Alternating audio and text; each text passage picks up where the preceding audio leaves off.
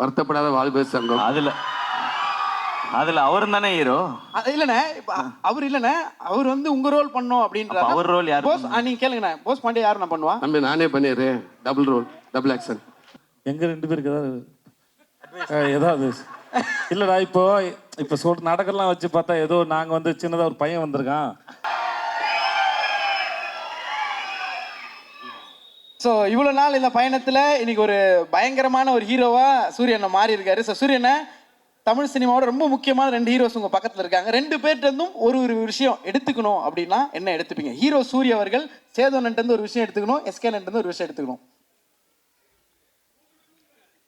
நான் தம்பிக்கிட்ட இருந்து அவரோட டான்ஸ் எடுத்துக்கணும்னு ஆசைப்பாரு. எஸ்கேனன்ட்டு டான்ஸ், மாமா கிட்ட இருந்து body language. Okay, super. So இப்போ வந்து ஹீரோ சூரியனை ரீமேக் பண்ண போறாரு ஏதோ ஒரு படம்னா, எஸ்கேனோட படம் எந்த படம் ரீமேக் பண்ணுவீங்க? சேதனோட படம் எந்த படம் ரீமேக் இல்லைன்னா பார்ட் 2 பண்ணணும்னா அண்ணனோட எந்த படங்கள் எடுப்பீங்க? வருத்தப்படாத வாழ்வு சங்கம். அதுல அவரும் தானே ஹீரோ. இல்லண்ணே, அவர் இல்லண்ணே, அவர் வந்து உங்க ரோல் பண்ணோம் அப்படின்ற. அவர் ரோல் யாரு? போஸ். நீங்க கேளுங்கண்ணே, போஸ் பாண்டியா யாரு நான் பண்ணுவா? தம்பி நானே பண்ணிடுறேன். Double role, double action. பாத்தீங்களா? அத கூட யாருக்கும் விட்டு தர மாட்டேன், நானே தான் பண்ணுவேன். தம்பி நீங்க பண்ணுங்க தம்பி. விஜய் பண்ண, விஜய் ஹீரோ, அவன் பண்ண மாட்டேன்.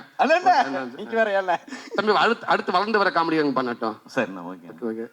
மாமா படம் வந்து சூது கவும். ஓகேண்ணே.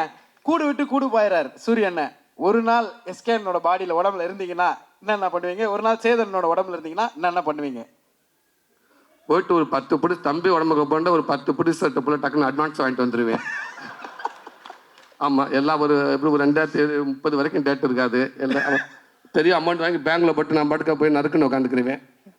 மாமா உடம்புக்கு போன்ற இங்கேயும் அதே மாதிரி நிறையா பேர்ட்டு அட்வான்ஸ் வாங்கணும் இல்லாமல் இந்தி பக்கம் போயிட்டு வளைச்சு பாம்பே பக்கம் ஒரு 10 சக்கை வாங்கிட்டு அப்படியே ஆந்திவில் அமெரிக்கான என்ன மாமான்னு கேட்டு போகிற போக்கில் ஷாருக்கான வா மச்சான் சாப்பிடலாமான்னு கேட்டு அப்படி தீபிகா படிக்கணும் பார்த்துட்டு அவங்கள்ட்ட 5 நிமிஷம் பேசிட்டு அப்படியே வந்துடுவேன். பேசிட்டு அவன் தான் அம்மா வந்துருவான். அதுக்கப்புறம் மறுநாள் இவங்க தானே, நான் ஒரு நாள் தானே, அதுக்கப்புறம் இவங்க 2 பேர் தானே பார்த்துக்கிற போறாங்க.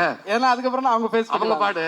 ஸோ இப்போ ஹீரோ சூரியனனுக்கு ஒரு அட்வைஸோ இல்லை ஒரு டிப்போ இல்லை நீங்கள் ஃபாலோ பண்ணுற கோட்டோ ஏதோ ஒன்று சேதோன்னு ஒரு விஷயம், எஸ்கேன்னு ஒரு விஷயம் சொல்லணும்னா ஒரு அட்வைஸா இல்லை ஃப்ரெண்ட்லியாக அன்பா எது வேணா சொல்லலாம்னா ஒரு ஷேர் ஏதாவது ஒன்று சொல்லணும்னா என்னென்ன சொல்லுவீங்க?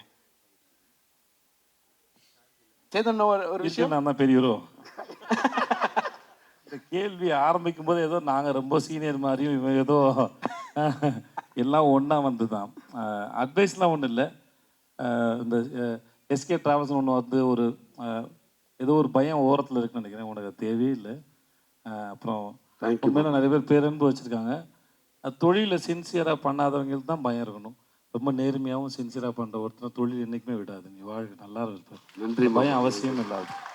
ஸோ இன்னைக்கு போனால் திரும்பி வந்துடுவோமோ அப்படின்னு உன்னை வேற ஒருத்தவங்க எப்படி பார்க்குறாங்கன்னு நினச்சி சந்தேகத்துக்கு தான் பதில் சொல்ல தேவையில்லைன்னு நினைக்கிறேன். நம்மளை என்னவா பார்க்குறோம் தான் இந்த மேட்ரு. அதனால வாழ்த்துக்கள். தேங்க்யூ மாமா. எஸ்கேண்ணா அட்வைஸ்லாம் சொல்ற அளவு அட்வைஸ் இல்லைண்ணா, ஏதோ ஒரு விஷயம் ஒரு அன்பா ஒரு அன்பு அண்ணனுக்கு நீங்க இல்லை, அவருக்கு எல்லாமே தெரியும், கிளியரா தான் போயிட்டு இருக்காரு. நீங்க அவர் படங்கள்லாம் பார்த்தாலே தெரியும். ஸோ எதுவுமே நம்ம சொல்ல தேவையில்லை. ஒரு விஷயம், எங்க 2 பேருக்கு ஏதாவது இல்லடா. இப்போ சொல்ற நாடகம்லாம் வச்சு பார்த்தா ஏதோ நாங்க வந்து சின்னதா ஒரு பையன் வந்திருக்கான், அவனுக்கு ஏதோ அட்வைஸ் பண்ற மாதிரி இருக்கு. டேய் நீ யாரு சிவா தெரியும்ல? எனக்கும் தெரியும். இங்க பாருங்க, அதான் எனக்கும் அதான் புரியுது. சைதாப்பேட்டையில வெண்ணிலா கபல் நடிக்கும் போது இரவு முழுவதும் தம் அடிச்சு பேசியிருக்கோம். நிறைய கதை சொல்லியிருக்கான். அவன் வாழ்க்கையே ஒரு நாள் படமாகனா கூட சுவாரஸ்யமா இருக்கும்.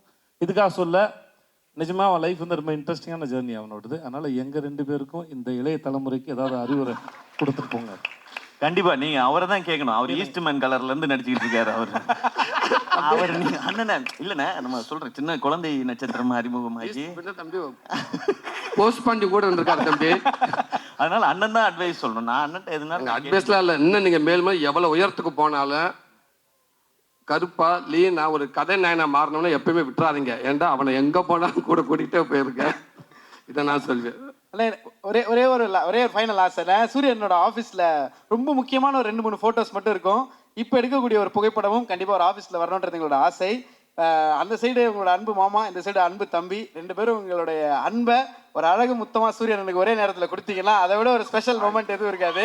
So photo to be framed please. சாதாரணமாக ஒரு ஃபோட்டோ எடுத்துப்போமா?